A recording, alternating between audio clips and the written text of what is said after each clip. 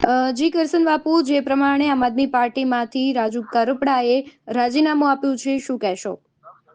જી, એ રાજીનામું મારા માટે બિલકુલ શોકિંગ એટલા માટે નથી, કારણ કે મને ખૂબ સારી રીતે, શાસ્ત્રીય રીતે, સામાજિક રીતે અને રાજકીય રીતે ખબર છે કે જ્યાં સત્ય ના હોય, જ્યાં નીતિ ના હોય, જ્યાં પરાકાષ્ઠા ની જે ભ્રષ્ટાચારને ટૂંકમાં આંતરિક અને બાહ્યની પરાકાષ્ઠા હોય, અંદર ક્યાંક બહાર ક્યાંક, જ્યાં લોકોનું હિત વાસ્તવમાં ના હોય, જ્યાં બધું આભાસ જ હોય, વાસ્તવિકતાનું નામ ના હોય, ત્યાં શક્તિશાળી માણસો ટકતા નથી. રાજુભાઈ મારા તો પાર્ટી તો ઠીક છે કે અલગ અલગ છે અમારી, પણ મારા મિત્ર છે એ આખી અલગ વસ્તુ છે ને. એ માણસ શક્તિશાળી માણસ છે અને એ ટાઈપના માણસો આ રીતનું જ્યાં આભાસીપણું હોય, વાસ્તવિકતાથી દૂર હોય અને લોકોને વાસ્તવિકતાના નામે આંખમાં ધૂળ નાખવાના પ્રયત્ન થતા હોય, ત્યાં કોઈ પણ શક્તિશાળી મહેનતુ માણસ ન ટકે.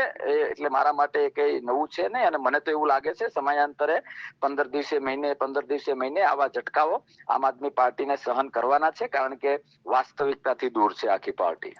જી બાપુ, એવી પણ ચર્ચા થઈ રહી છે કે આમ આદમી પાર્ટીમાં આંતરિક જૂથવાદ ચરમસીમાએ છે. જી, તમારો જવાબ આપતા પહેલા હું એ કહું કે આમ આદમી પાર્ટી એ પાર્ટી શબ્દ માટે એક ગાળ છે.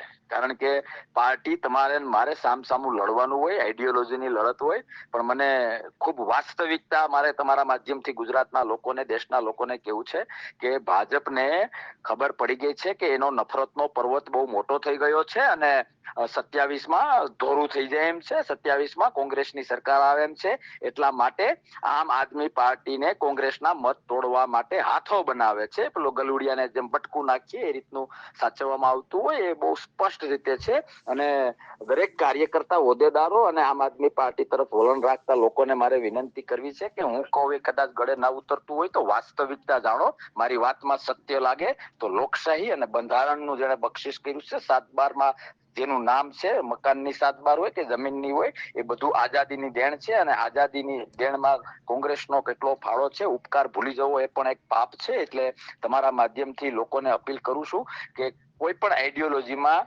ઇનપુટ થતા પહેલા કોઈની વાતમાં આવ્યા વગર વાસ્તવિકતા જાણીએ. હું ખુદે પણ 4 વર્ષ મને લાગ્યા વાસ્તવિકતા સમજવામાં. એટલે કોઈ આઈનું આગામી ભવિષ્ય નથી. ટૂંક સમયમાં મને તો વ્યક્તિગત લાગે છે કે બેસણું થઈ જશે, કારણ કે કંઈક વિઝન નથી, કોઈ દીર્ઘ દ્રષ્ટિ નથી, કોઈ પરાકાષ્ઠા નથી, આપણાપણાની લાગણી નથી. સમૂહ કેન્દ્રીય વલણ હોવું જોઈએ, એને બદલે વ્યક્તિ કેન્દ્રીય વલણ ચાલે છે. સાહેબ, આમાં પરિવાર ના ચાલે તો પાર્ટી તો કેમની ચાલવાની? બધું દોરું થઈ જાય. થોડોક સમયની રાહ જોવાની જરૂર છે. આમ આદમી પાર્ટીનું બધું દોરું થઈ જશે. એવી પણ ચર્ચાઓ થઈ રહી છે કે ભારતીય જનતા પાર્ટીના પ્રેશરથી રાજુભાઈએ રાજીનામું આપ્યું છે. શું લાગે છે તમને? જી, મને તો એવું લાગે છે કે રાજુભાઈને 3 મહિના ઉપર જે જેલમાં રહેવાનું થયું, એ દરમિયાન મંથનનો ટાઈમ મળ્યો હોય છે. અને મંથનમાં સત્ય શું છે, અસત્ય શું છે, દેશ પ્રત્યેની લાગણી શું છે અને દેશદ્રોહના કાર્યો શું છે, ખેડૂતોનું હિત શેમાં છે અને અહિત શેમાં છે, ઘણા બધા મુદ્દા 3 મહિનામાં કદાચ એને મંથન કરવાનો ટાઈમ મળ્યો હશે. એટલે એને આ નિર્ણય લીધો હશે. જ્યાં સુધી વ્યક્તિગત રાજુભાઈ અને મારી મિત્રતા છે, ત્યાં સુધી રાજુભાઈ કરપડાને હું ઓળખું છું, ત્યાં સુધી કોઈ ડરમાં આવે કે કોઈ દબાણમાં આવે કે એ ટાઈપની સાયકોલોજી રાજુભાઈની નથી. એટલે એ બાબતનું વ્યક્તિગત તો હું ખંડન કરું છું. જી બાપુ, આપ જોડાયા તે બદલ આપનો ખૂબ આભાર. જી, થેન્ક યુ.